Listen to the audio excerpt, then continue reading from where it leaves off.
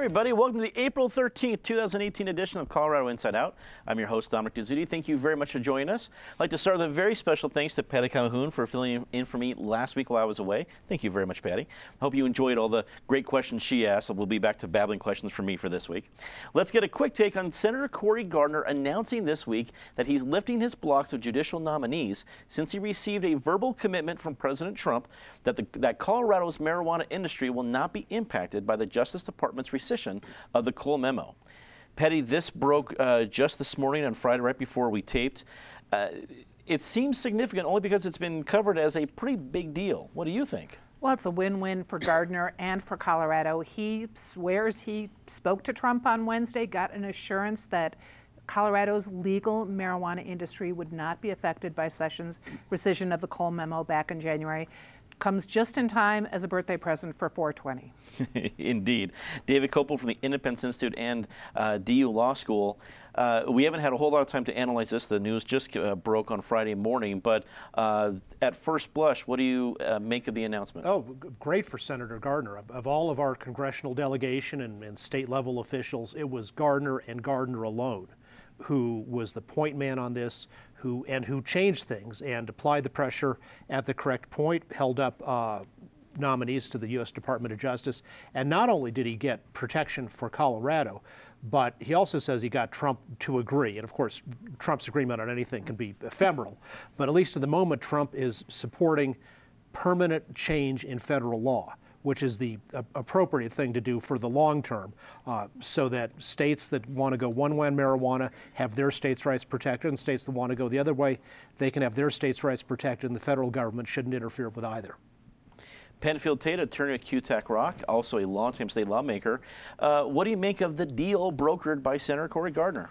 Well, if nothing else, it shows that Senator Gardner is consistent. I find it ironic that he conspired with Senate Republicans to steal a Supreme Court nomination from President Obama and intentionally would not hold hearings so that that nominee, who became Neil Gorsuch, could then be appointed by President Trump. And I don't know. I agree with David. Any agreement with Trump is ephemeral at best, and I might say the same with Cory Gardner, because if you make him mad, he'll hold your judges hostage. And right at the panel, Noelle Phillips, a reporter with the Denver Post, also a member of the Denver Newspaper Guild. It's great to have you on the panel back here. Noelle, what do you make of this big announcement and of the ability of Senator Cory Gardner to, as it's been reported, craft this deal? Well, we'll see if the deal holds. I mean, just this morning, NPR was doing an analysis on Trump's comment to a group of senators about the Trans-Pacific Partnership and how maybe we should be a part of that. And they're like, oh, he just tells his audience what he wants to hear was part of the analysis. It'll be interesting to see, too, like how this has played out in Colorado, because as far as we can tell, the U.S. Attorney's Office has been proceeding business as usual, even though the Cole memo was no longer in place, that kind of gave them guidelines on how to enforce federal marijuana laws. They've kind of been following, it seems to be they've been following it anyway, even though it's not in existence. And I still think the U.S. attorneys in states where there's legalized marijuana would like clarification on how to proceed on this issue. Be interested to see if they get that clarification. Yeah. The Denver Post editorial staff made national headlines over the weekend after publishing a scathing series of editorials aimed at its owner, Alden Global. Led by editorial page editor Chuck Plunkett, the various columns called out the hedge fund for its cynical strategy to reduce the quality of the paper, increase subscription rates, all while greatly reducing staff. And on a personal note, I thought it was fantastic. If you hadn't had a chance to see it, it's really fantastic to see what they put together. This picture, I think, really says it all. And I like the fact that not only you see it from the editorial board, but our own friend John Caldera, who doesn't necessarily agree with the Post all the time, is included. Patty, it made national headlines, but do you think it will make a difference in what is happening with the Post? You hope it will make a difference, because even a paper you don't like is better than no paper at all. Denver is much less rich since the Rocky Mountain News went away, since we were a two-newspaper town less than 10 years ago. We are missing, and now with the Post staff decimated, you know, bad guys are getting away with stuff all the time. There is too much going on in this city for the number of reporters that are out there to cover. And it's not, you're not just a watchdog as a newspaper, you're also kind of the beloved family pet because you're cheerleading great things that are happening in the city too. Think about all the events going on that never get covered because there's no one to cover them. There's no space to put them in. So any newspaper is better than no newspaper, and a robust Post would be great. The problem is Alden Capital has shown absolutely no indication that they have any conscience at all. They are just wringing every penny they can out of the Denver Post. They don't care. So are they going to care that suddenly the entire world realizes how horrible they are? Doesn't seem like it. Randall Smith, the owner, has, 17 mansions in Palm Beach. I'm sure he can pay for one or two more by the time he is done taking millions out of the Denver Post. It's depressing. The people who want to save the Denver Post, what they should remember is it's not just a matter of coming up with enough money to buy the paper. It is then supporting that paper or another paper. You have to agree to advertise. You have to agree to subscribe. It's, you know, democracy is a two-way street. It takes a lot of time and money to do reporting, and you have to support it. David, what do you think the odds are that we're going to see, I guess, some action, some voices, even though, you know, in a free market, which I would fully endorse, you can't make Alden Global sell, but what can happen in the community that would keep up the heat? Oh, for one thing, this courageous protest by the Post staff has gotten tremendous national coverage and support. It made the front page of the New York Times. The Washington Post has covered it. And some of the other captives of Alden, which owns lots of papers around the country, especially in California, like the San Jose Mercury News, the St. Paul Pioneer Press, they're also starting to act up and protest. It's not so much that the Post has to be bought by somebody because the Post actually has no capital assets, essentially. Somebody else could alternatively just come in and start a different newspaper, probably hire away a bunch of the people who are still at the Post, a lot of those who have been fired.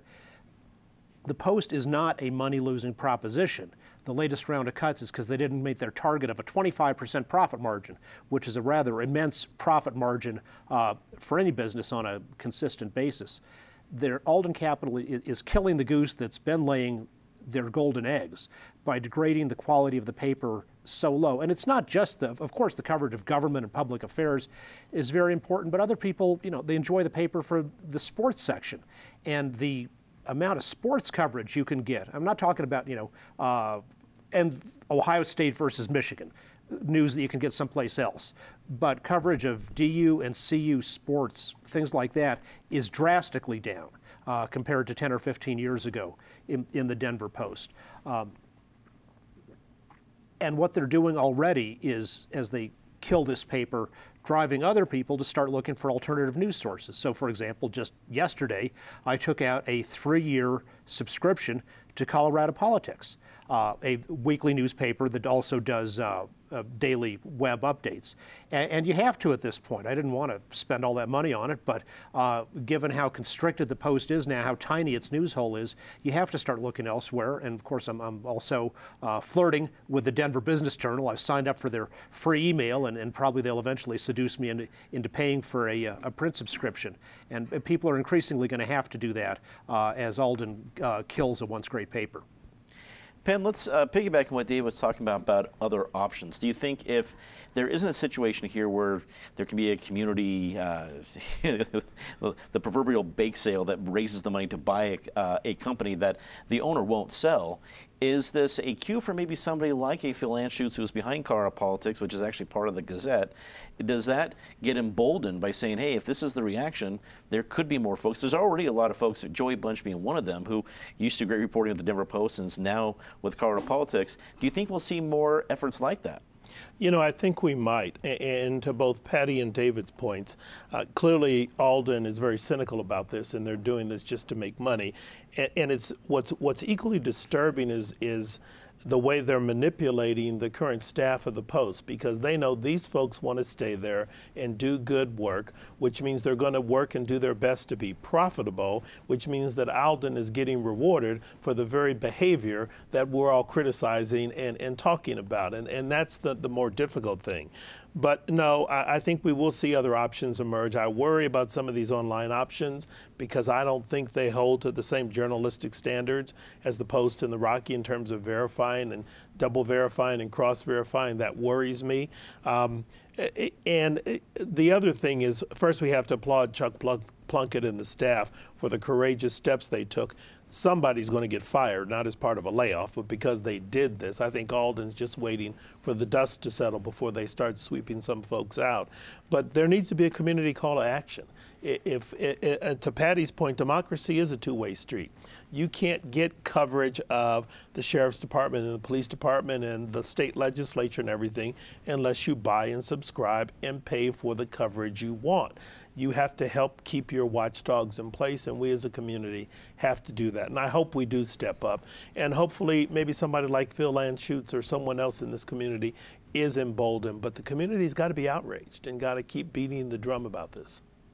Right. Noelle, you're literally in the belly of the beast here that we're talking about. Yeah. What is the situation with you and your fellow coworkers, and what, I guess, is the hope for what could happen next? Well, there's been like a whole just series, I guess, of emotions. So when the announcement was first made, I described it as someone swinging a baseball bat at my stomach and completely taking my breath away. When we got notice that we were going to have a staff meeting and then we all needed to be there, it's the unwritten code, there's going to be another round of layoffs. This would be, we've had these in 2015, 2016. There was one in 2017 that was small. And this email came out about this meeting, and I was like, there's no way they can even get to double digits on this cut. No way. And then Leanne Colasiopo, our executive editor, stood up, and, you know, journalists don't want you to blow smoke, and we want you to tell it like it is. And she's like, I'm going to tell you like it is. It's not good. I need to cut 30. That's a third of our staff. And the room just was like, ugh. And so then you grieve, and then you get angry, and then there's this also, like, journalism and reporting is a calling for most of us. We believe that it's a public service and that it's not just a job. We're not, you know, ringing a cash register or have like a corporate accounting job that we could walk away from tomorrow and go get another one somewhere else if we're not happy. Like, there's one place in Denver, Colorado to do this job, and it's at the Denver Post. And it's extremely important. And we all, like, those of us who are left are still committed to being the best journalists that we could be under the circumstances that we face. And so, you know, I still plan on covering Denver Police, Denver Sheriff, Aurora Police, Colorado Bureau of Investigation, tell you what your law enforcement is doing, tell you what crime trends are going on in your neighborhoods, because that's my job, and I want to continue to do it, and I want to continue to do it in Denver, Colorado, and I hope there's some solution playing out that allows me to do that. I think I speak for, I know my colleagues and I on this show, we've relied on both the Rocky and the Denver Post for over 25 years. So I hope that that better future is indeed something that can still happen in Denver, Colorado that you talk about. Thank you, me too. After discovering signatures collected by Kennedy Enterprises on his behalf may be fraudulent, Republican gubernatorial candidate Walker Stapleton requested that his name be taken off the ballot this week. Stapleton will now attempt to make the ballot through the GOP State Assembly, which is held tomorrow on Saturday. David, Stapleton has been described as a front runner, so him going to the Assembly isn't a huge risk. I mean, anything can happen, obviously, but it seems that the bigger effect is going to be what his placement there and the votes that he will need, how that'll affect both Cynthia Kaufman and the other folks running. What do you think? You know, for about 2 decades, I've been at this table with Patty, and whatever political race gets talked about and forecasting, Patty often says, oh, this race is going to be wild. And she's being very sincere, but it's said with, you know, it sometimes seems like the same person might be saying, oh, and you got to go to the student council meeting this week. It is going to be fantastic. But this time, it really has been wild. We have, before we've even got to the start line, 3 front runners out. George Brockler, he was the front runner about a year ago. Now he's running for Attorney General. Then Tom Tancredo was the front runner because of his name recognition and long political past. He's out. Ed Perlmutter, utter powerhouse congressman in Colorado, invincible in his district. He was the front runner. Now he's gone. And now we have another front runner who at least is in peril, because he's got to get to that 30% threshold. There's a lot of candidates out there, and anything can happen. And I think it took a lot of guts for him to pull his, say, decertify my petitions after the Secretary of State had already certified them. And people are trying to make political points on it. I think he did the right thing under the circumstances. And of course, on the Democratic side, also the state convention's going on. That's going to be a big thing. Is Jared Polis or Kerry Kennedy going to win the top line and thereby get front runner status? Is Mike Johnston going to be able to make a comeback from a very weak showing at the caucuses? And of course, this is the last stand for Donna Lynn, our current lieutenant governor, who may be out by Sunday, but we'll have to see, and maybe she can pull off some kind of miracle. Penn, as a former lawmaker, while you haven't run for governor, you've been part of this process. You're familiar with the assembly, the politics behind it. I'm not sure if you've seen one as crazy as the two we're going to see on Saturday, but as you see this big move this week and Walker Stapleton having already a point reserved, and Cynthia Kaufman, a few weeks ago when she decided to go through the assembly, it was her and the also-rans, and no offense to Lou Gator and Greg Lopez and Steve Barlock, but yeah, let's just call it what it is. Now it's a totally different story. What do you think? You know, this, David's right. This is going to be a student council meeting you don't want to miss on either side of the aisle. Walker Stapleton, I think it strains credulity to believe he paid a firm $200,000 and didn't know there were problems with the petition, especially when he hired a firm that's had this exact same situation before, as recently as 2014. So he knew what he was stepping into. Number two, he had to ask the Secretary of State to pull his petitions, because now with all of these allegations and charges, he's just a sitting duck for more attacks if the petitions are sitting on Wayne's desk and his staff is trying to figure out which are valid, which are lies. And quite frankly, it puts Wayne at risk because he's just survived his own lawsuit. So Walker had to pull out. Now, the reality is doing that doesn't really hurt him, because it's hard for me to believe that between Cynthia and all the rest of those people you named that nobody else has heard of before, between all of them can get 75% of the delegates, which is what it would take to keep Walker off the ballot. He's got, I think, hit 30. So clearly Walker and Cynthia are going to hit 30. I don't think anybody else is going to get there. I don't think it matters who's top line at this point. It's amazing when I reflect on it, and you look at the list David just gave us of people who were in and out. If Cynthia had campaigned more aggressively early on, she might have been able to shut Walker Stapleton from reaching the ballot with this assembly, but you can't. On the Democratic side, it's a little different story. It's basically Kerry and Jared are the only two trying to get on the ballot through the caucus and assembly process. Again, neither of them is strong enough to stop the other from getting 30%. They'll be there. Mike Johnston has already pulled out of the assembly, and Donna Lynn was never going through the assembly. So they're going to get on the ballot through their petitions. So Donna Lynn's only going through petitions? Only going through petitions. She didn't go through the caucus or assembly process. Johnson started, but withdrew because he had a miserable showing through the caucus system. And so it's just the two of them in the Democratic side. It'll still be interesting. Interesting is a nice word as a segue to you, Noel. What do you think is going to be the most interesting thing that you and your colleagues report on Sunday after these assemblies? I guess the outcome and how it happened. I mean, we'll have we've got our entire political team is going to be spread out at these, and they'll be live tweeting, they'll be updating stories all day long. If you want to follow the horse race, denverpost.com will be your place to be. I just find this whole process fascinating, and these yahoos, as my Tennessee kin would say, out there collecting signatures. Like, who are these guys that are just, you just sit at the Starbucks and make up names and put them on the paper and go, well, I collected them. I mean, it's just, I don't know. Who are you getting to collect these signatures? Is crazy. But yeah, we're going to be all over this weekend. Patty, only 2 years ago we saw the real wackiness of Darrell Glenn coming out of almost literally nowhere and wiping out the competition for the Senate nomination. Do you see anything of that level of craziness on Saturday?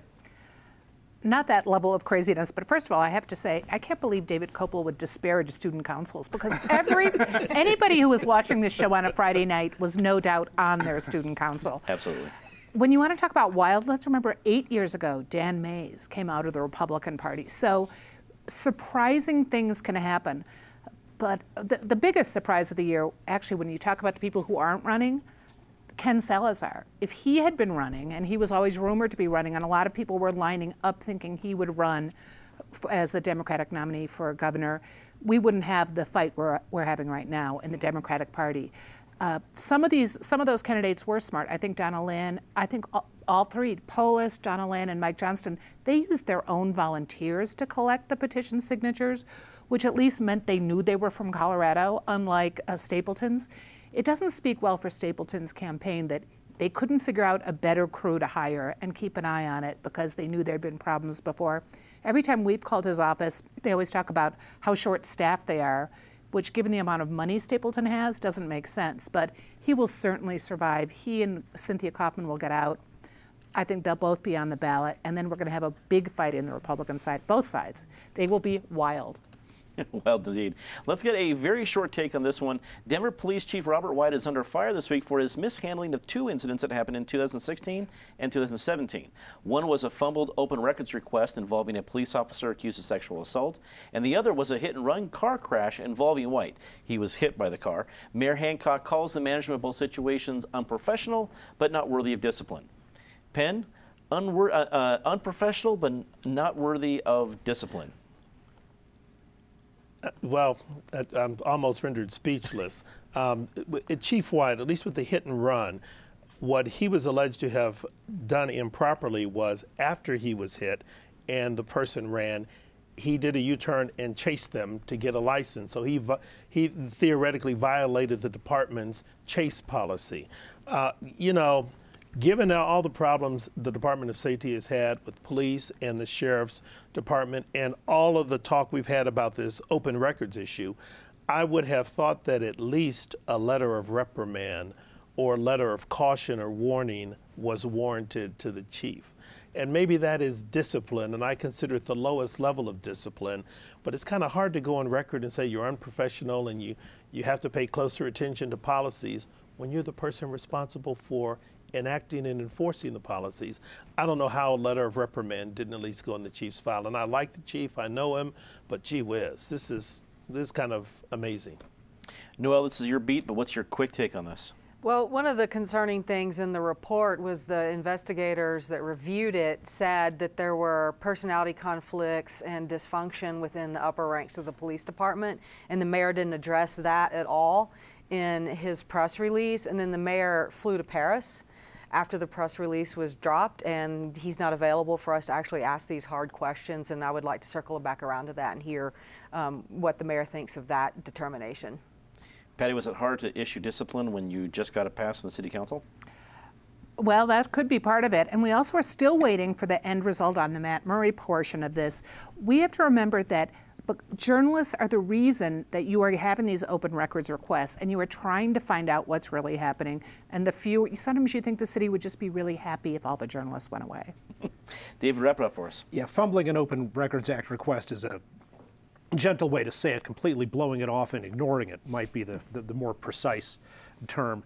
And in terms of the hit and run, I don't mind somebody chasing a guy who just hit them. Every good citizen might want to at least consider doing that.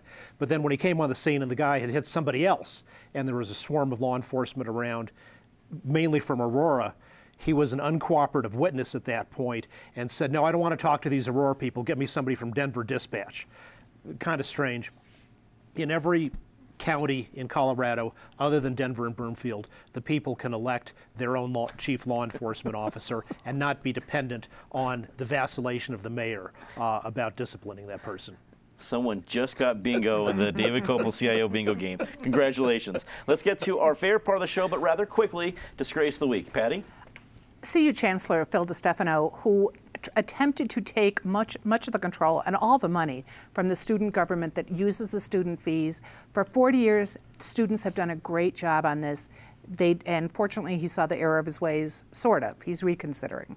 David. Another financial shenanigan, which I learned by reading Colorado Politics last night, that when the legislature last year didn't provide funding for the governor's energy office, they didn't think it was a worthwhile project at the time, Governor Hickenlooper didn't obey the legislature, but instead went to the federal government and got a loan to operate it. So the taxpayers are on the hook for government operations that had no legal authorization from the people of Colorado. Extremely sleazy and a usurpation of power.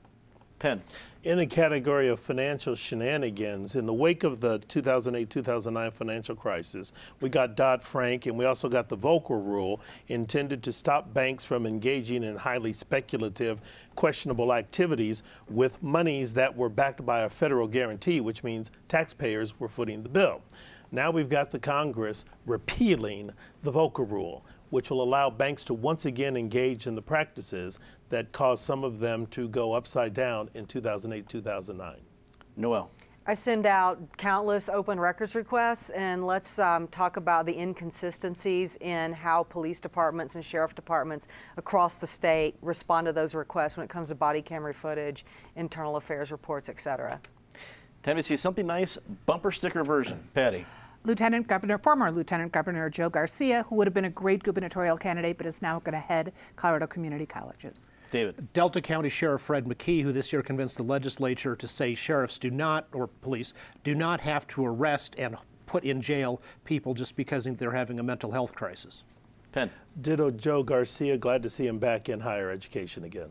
Noel. Thanks to all the Denver Post supporters. We love you. That was a really well done bumper sticker version. Thanks, everybody. That is all the time we have for this edition of Colorado Inside Out. Be sure to take CIO wherever you go. We're on Facebook, Twitter, YouTube, you name it. We are there. Also, be sure to check out our podcast on iTunes or Google Play. For everyone here at Colorado Public Television, I am Dominic Dezzutti. Thank you so much for watching the program and supporting it. We just finished our spring pledge drive, so I wanted to thank all of you who have made your pledge of support to Colorado Public Television to make sure that we can continue doing this program now proudly in its 26th season. For all of our members, supporters, and our viewers always enjoying the show, thank you very much for your support. For everyone here at Colorado Public Television, I'm Dominic Dezzutti. Thanks very much. Good night.